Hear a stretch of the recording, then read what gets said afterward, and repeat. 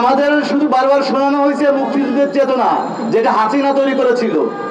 আমরা আসলে মুক্তিযুদ্ধের চেতনা ধারণ করি, তবে হাসিনার চেতনা ধারণ করি না। বাংলাদেশের প্রতিটা সিস্টেম, বাংলাদেশের প্রতিটা জায়গা নিজের শৌচাগারে পরিণত করেছিল শেখ হাসিনা। রানা ট্র্যাজেডির মতন একটা ঘটনাকে মনে রেখে সোহেল রানাকে জামিন যে আদালত দিয়েছে, আমি তাদের স্পর্ধা কথা ভাবছি। সোহেল রানাকে হাসিনা সরকারও জামিন দেয়নি। এখন কোন প্রক্রিয়ায় কিভাবে জামিন দেওয়া হচ্ছে অবশ্য শুনতে পাচ্ছি, এবং অনেকেই বলছে বর্তমান সময়ে আওয়ামী লীগের অনেককেই পুনর্বাসিত করছে, বর্তমান সময়ের অনেকেই। এই জায়গা থেকে সরে আসতে হবে। ৫৩ বছরে বাংলাদেশের যে রাজনৈতিক চর্চা, যে রাজনৈতিক অপচর্চা, মানুষের থেকে বিচ্ছিন্ন হয়ে মানুষ নিয়ে যে ব্যবসার ফাঁদ,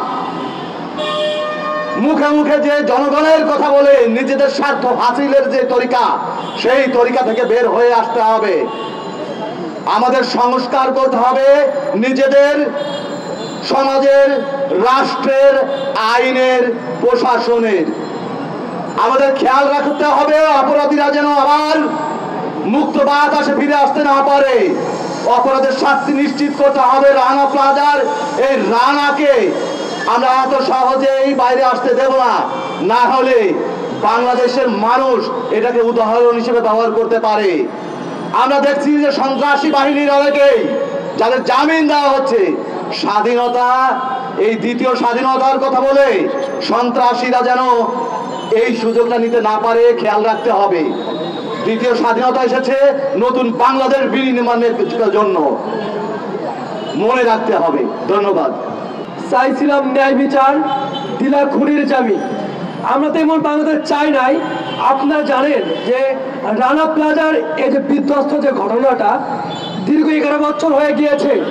আমরা বাংলাদেশের জনগণ একটা ইস্যু সামনে আসলে সেই ইস্যুর পিছনে আমরা দৌড়াই, কিন্তু নতুন একটা ইস্যু আসলে পুরাতন সেই ইস্যুকে আমরা ভুলে যাই। ঠিক তেমন একটা নমুনা আমরা দেখতে পেয়েছি এই রানা ট্র্যাজেডির এই ঘটনায়।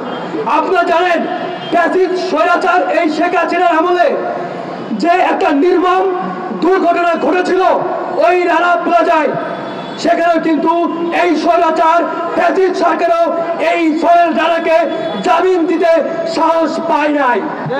কিন্তু আজকে আমরা ছাত্র জনতারা রাজপথে নেমে রক্ত দিয়ে যে নতুন বাংলাদেশ অর্জন করেছি, সেই বাংলাদেশে কিভাবে ওই শ্রমিকদের হত্যাকারী, ওই শ্রমিকদের রক্ত পিপাসু সেই সোহেল রানাকে কোন আদালত জামিন দিয়েছে আমার জানতে খুব বড় ইচ্ছা করে।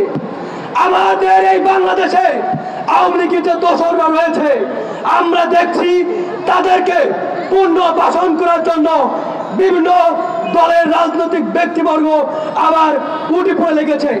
আমরা ইতিমধ্যে দেখেছি বিভিন্ন অঞ্চলে, এলাকায় টাকা দিয়ে বা তাদের কাছ থেকে টাকা নিয়ে আওয়ামী লীগের দোসরদেরকে জায়গায় জায়গায় ফেরত আনছে এবং বিভিন্ন দলে তাদেরকে রাজনৈতিক পদ দেওয়া হচ্ছে।